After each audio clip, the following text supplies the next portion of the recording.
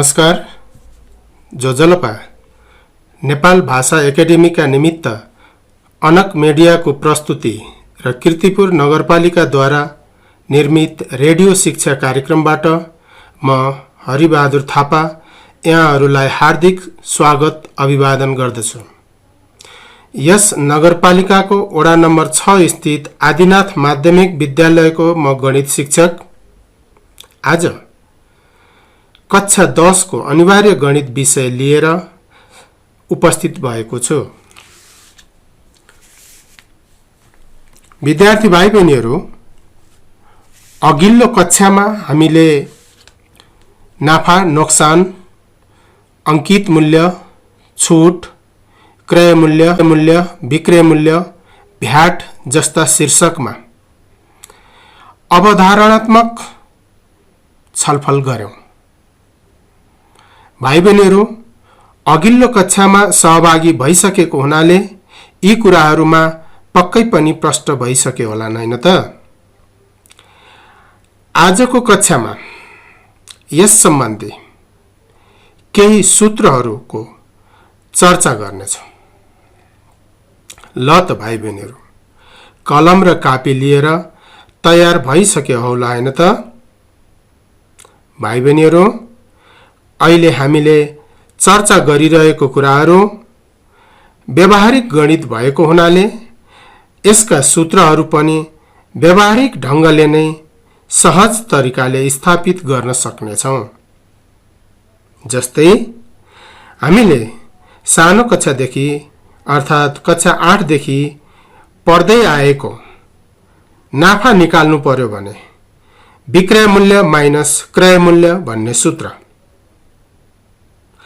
अब यो सूत्र घोक्ने कुनै जरुरी छैन। वास्तवमा सजिलै व्यावहारिक तरिकाले निकालेर यसलाई बुझ्न सकिन्छ।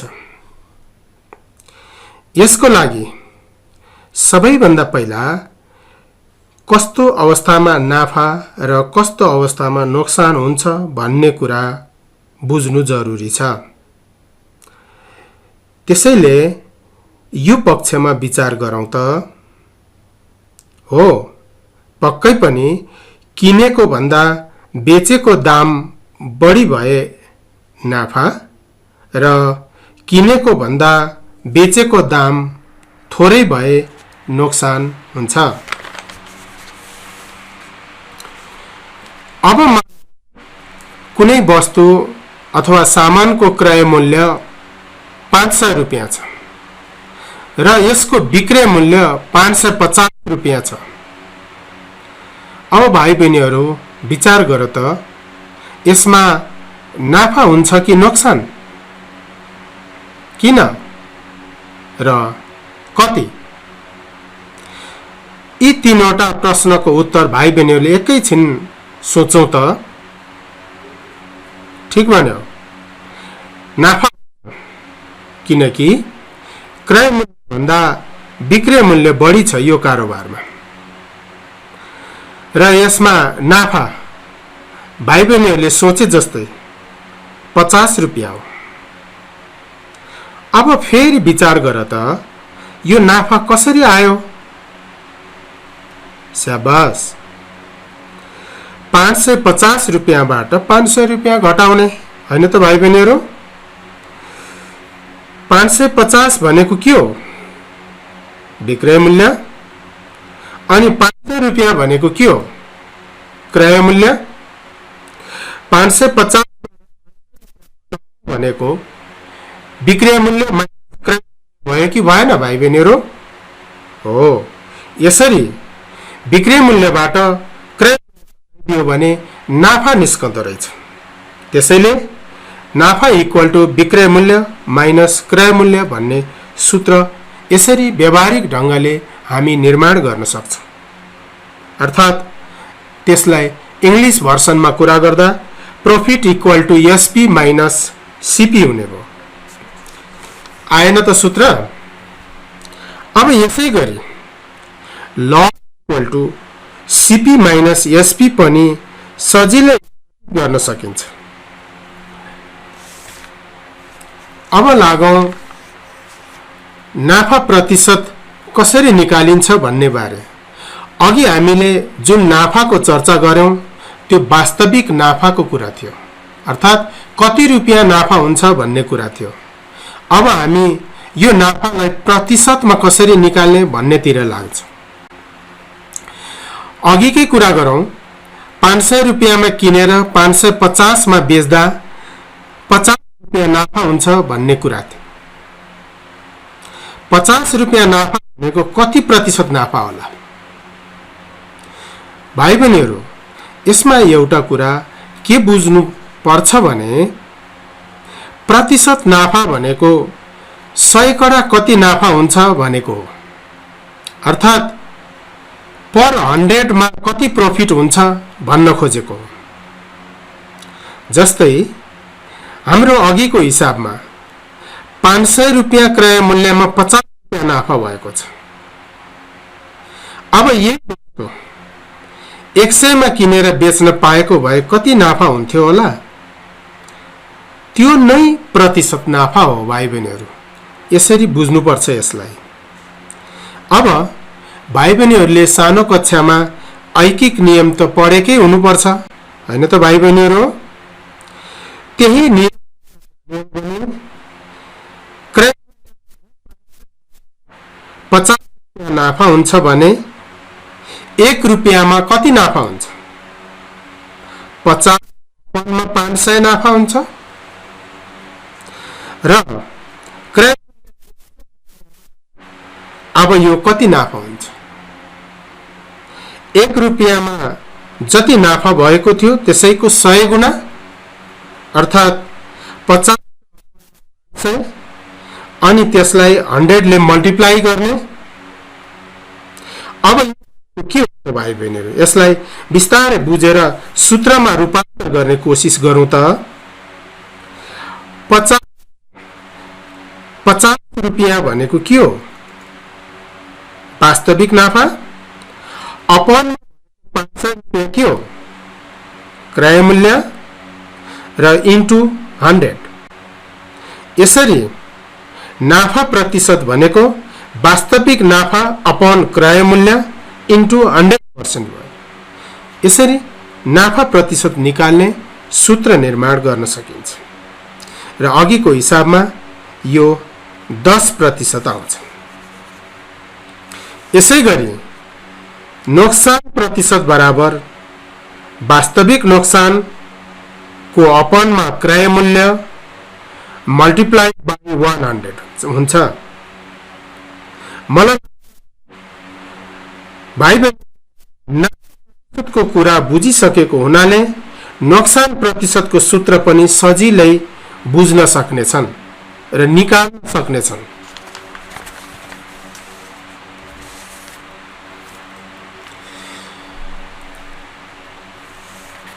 त्यसो भए अब एउटा सानो हिसाबको कुरा गरौँ है त, अथवा एउटा प्रब्लम लिउँ। जस्तो कस्ट प्राइस 950 रुपियाँ छ कुनै वस्तुको र त्यही वस्तुको सेलिङ प्राइस चाहिँ 1075 रुपीज छ।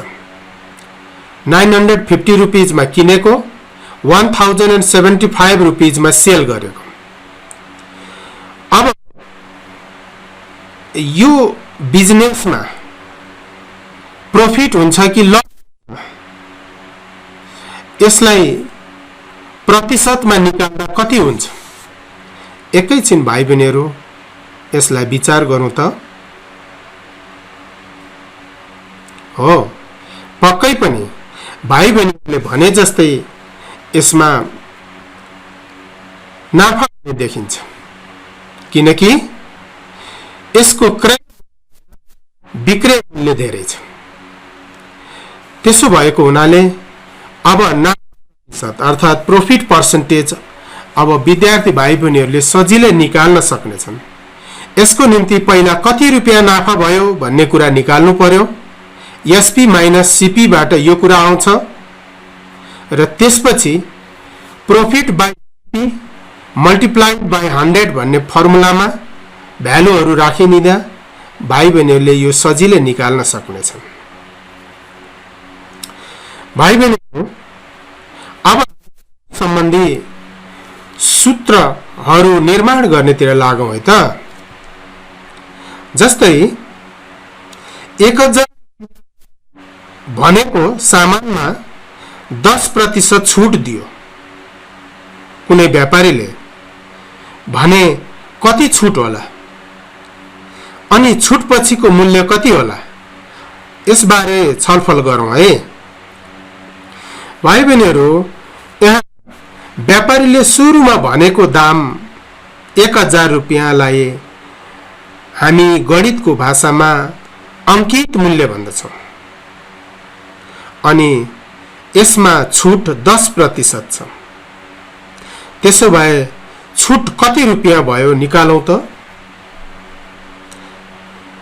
छुट रकम बराबर रु 1000 को 10% गर्दा यो मूल्य निकाल्न सकिन्छ।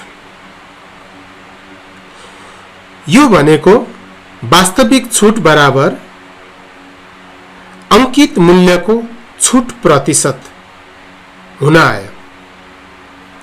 यसरी छुटलाई प्रतिशतमा दिएको छ भने त्यसलाई रुपैयाँमा कन्भर्ट गर्न सकिन्छ यो सूत्रको प्रयोगद्वारा। त्यसैगरी छुट पछिको कसरी निकाल्ने, पक्कै पनि भाइ बहिनीहरूले भने जस्तै 100 रुपैयाँ जुन छुट आएको थियो त्यसलाई घटाइदिउँ, 900 रुपैयाँ हुन्छ। यो नै छुट पछिको मूल्य हो। अर्थात् छुट पछिको मूल्य निकाल्दा सुरुमा भनेको मूल्यबाट छुट दिएको रुपैयाँ घटाउनु पर्दो रहेछ, यानी कि अंकित मूल्य माइनस छुट। यसरी हामीले छुट सम्बन्धी सूत्र पनि निर्माण गर्यौं। बुझ्यौ त भाइ बहिनीहरू। अब म छोटो व्यावसायिक विश्रामका लागि अनुमति चाहन्छु। विश्रामपछि फेरि उपस्थित हुनेछु।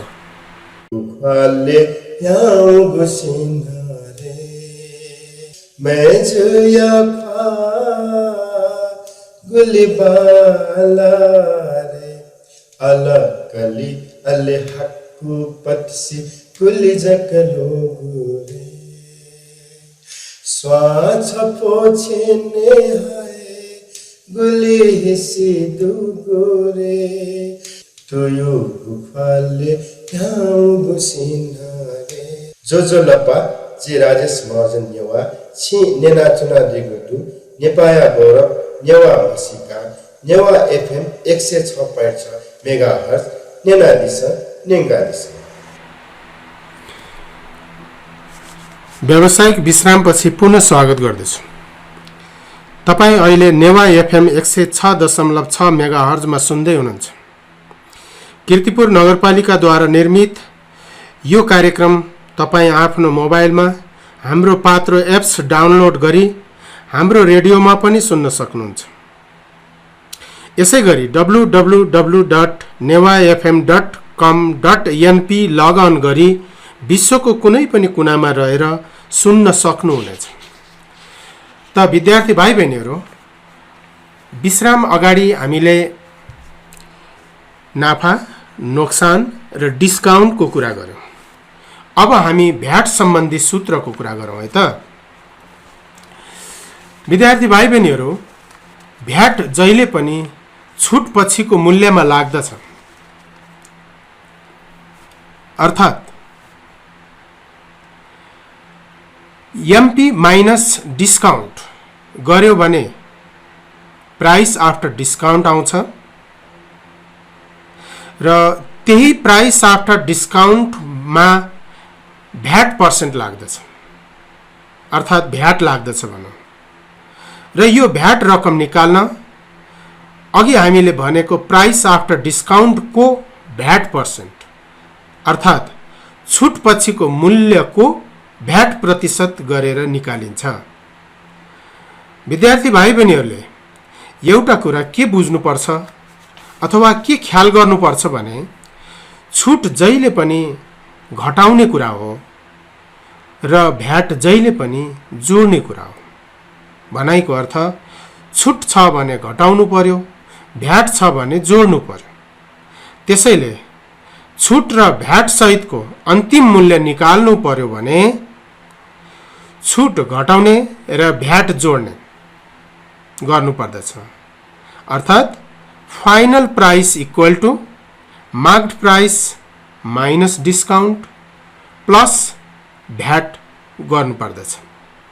यसरी हामी यो छुट र भ्याट समावेश भएको समस्यामा हामीले यो सूत्र प्रयोग गर्न सक्दछौँ र यो सूत्रलाई काम गर्ने हिसाबले final price equal to marked price multiplied by 100 minus discount percentage multiplied by 100 plus VAT percentage गरेर प्रयोग गर्न पनि सकिन्छ। त भाइ बहिनीहरू, एकचोटि म छुट र भ्याट सम्बन्धी सूत्रलाई फेरि भन्न गइरहेको छु। फाइनल प्राइस अन्तिम मूल्य भनेको छुट र भ्याट पछिको अन्तिम मूल्यलाई बुझ्नु पर्दछ। यो अन्तिम मूल्य इक्वल टु अंकित मूल्य माइनस छुट प्लस भ्याट। यदि भाइ बहिनीहरू इंग्लिश मिडियममा हो भने final price equal to marked price minus discount plus VAT. अर्थात् यसैलाई अलिकति मोडिफाई गरेर हिसाब गर्दा छोटो छरितो हुने हिसाबले final price equal to marked price multiplied by 100 minus discount percentage multiplied by 100 plus VAT percentage गरेर पनि प्रयोग गर्न सकिन्छ। यसै गरी भ्याटको प्रतिशत निकाल्नु पर्यो भने कति पर्सेन्ट भ्याट हो भनेर निकाल्नु पर्यो भने यसको सूत्रको सन्दर्भमा छलफल गरौँ। र भाइ बहिनीहरू, भ्याटको प्रतिशत निर्धारण गर्दा सामानको बिक्री मूल्यलाई आधार मानेर निर्धारण गरिन्छ। त्यसैले भ्याट प्रतिशत equal to VAT amount upon selling price multiplied by 100% हुन्छ। यसरी हामीले यो छुट र भ्याट सम्बन्धी सूत्रहरूको कुरा गर्यौं। विद्यार्थी भाइ बहिनीहरू, आजको कक्षामा हामीले विभिन्न प्रकारका 10 वटा सूत्रहरूलाई व्यावहारिक ढंगले प्रमाणित गर्ने, व्यावहारिक ढंगले प्रस्तुत गर्ने प्रयास गर्यौं। हामीले छलफल गरेका सूत्रहरूलाई एकै ठाउँमा राखेर एक पटक यसको सूची तयार गरी हेरौँ है त। विद्यार्थी भाइ बहिनीहरू, म सँगसँगै सूत्रहरूको लिस्ट तयार गर है त। ल सुरु गरौँ। सबैभन्दा पहिला प्रॉफिटको फर्मुलाबाट profit equal to SP minus CP. Number 2 loss equal to CP minus SP. Number 3 नाफा परसेंटेज निकाल्ने, वास्तविक नाफा अपन क्रय मूल्य इन्टु 100 अथवा इंग्लिश मीडियम में profit by CP multiplied by 100। त्यसै गरी 4 नम्बरमा नोक्सान प्रतिशत, यसको लागि वास्तविक नोक्सान अपन क्रय मूल्य इन्टु 100 और लॉस बाई सीपी इन्टु 100%। अब 5 नंबर में जाऊँ। वास्तविक छूट निकाल्नु पर्यो। अंकित मूल्यको छुट प्रतिशत गर्ने discount percentage of marked price MP 6 नम्बरमा छुट पछिको मूल्य निकाल्ने अंकित मूल्य माइनस छुट मार्क्ड प्राइस माइनस डिस्काउंट भाइ बहिनीहरु म सँगसँगै लेखिरहेका होलान् अब 7 नम्बरमा जाउँ भ्याट निकाल्ने भ्याट अमाउन्ट छुट पछिको मूल्यको भ्याट प्रतिशत यसको सूत्र 8 नम्बरमा अन्तिम मूल्य अंकित मूल्य माइनस छुट प्लस भ्याट अर्थात final price equal to MP minus discount plus VAT अर्थात यसको क्याल्कुलेसन गर्ने हिसाबले हिसाब गर्नको निमित्त छोटो हुने सूत्र final price equal to MP into 100 minus discount percentage into 100 plus VAT percentage र भ्याट पर्सेन्टेज निकाल्ने VAT amount by SP into 100% र विद्यार्थी भाइ बहिनीहरु यहाँ ख्याल गर्नुपर्ने केही कुरा है जस्तो नाफा अथवा नोक्सानको प्रतिशत निकाल्नु पर्यो भने हामी यसलाई क्रय मूल्यसँग तुलना गर्छौं अर्थात क्रय मूल्यको आधारमा नाफा प्रतिशत र नोक्सान प्रतिशत निकालिन्छ भने भ्याटको प्रतिशत निकाल्दा बिक्री मूल्यलाई आधार मानिन्छ त्यसैले नाफा पर्सेन्ट र नोक्सान पर्सेन्टको सूत्र प्रयोग गर्दा त्यसको अपनमा क्रय मूल्य आउँछ भने भ्याट पर्सेन्टेजको सूत्र प्रयोग गर्दा त्यसको अपनमा बिक्री मूल्य अर्थात सेलिङ प्राइस आउँछ र अर्को एउटा कुरा ख्याल गर्नुपर्ने के छ भने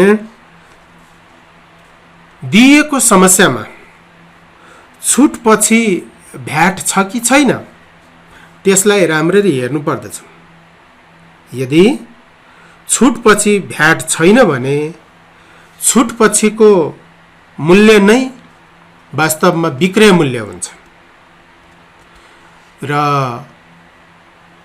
यदि भ्याट छ भने छुट पछिको मूल्यमा फेरि भ्याट निकालेर जोडेपछि मात्र बिक्री मूल्य आउँदछ भाइ बहिनीहरु यो ख्याल गर्नुपर्ने हुन्छ हामीले हिसाबहरु गर्दा त भाइ बहिनीहरु यति भइसकेपछि अब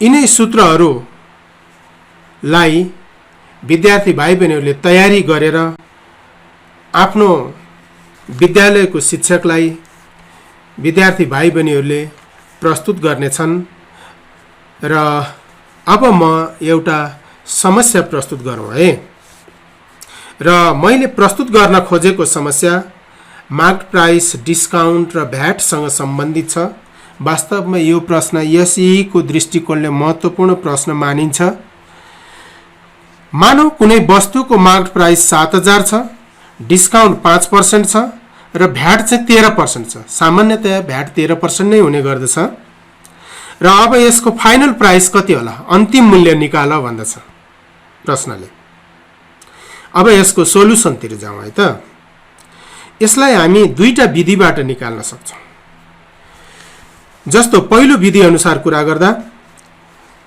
सबैभन्दा पहिला मार्क्ड प्राइस बाट हामी डिस्काउन्ट निकालौं 5% अफ 7000 गरेर यो 350 रुपैयाँ आउँछ अब यो 350 रुपैयाँलाई मार्क्ड प्राइस बाट माइनस गर्दियौं प्राइस आफ्टर डिस्काउन्ट आउँछ रु 6650 र यसमा अब 13% अफ 6650 रुपीज क्याल्कुलेसन गर्दा 864 रुपैयाँ 50 पैसा हुन्छ र अब यसको फाइनल प्राइस निकालौं 7,000 रुपियाँ मार्क प्राइसमा, डिस्काउन्ट 350 रुपियाँ माइनस गरेर भ्याट यो 864 रुपियाँ 50 पैसा जोड्दा यसको फाइनल प्राइस 7,514 रुपियाँ 50 पैसा हुन आउँछ।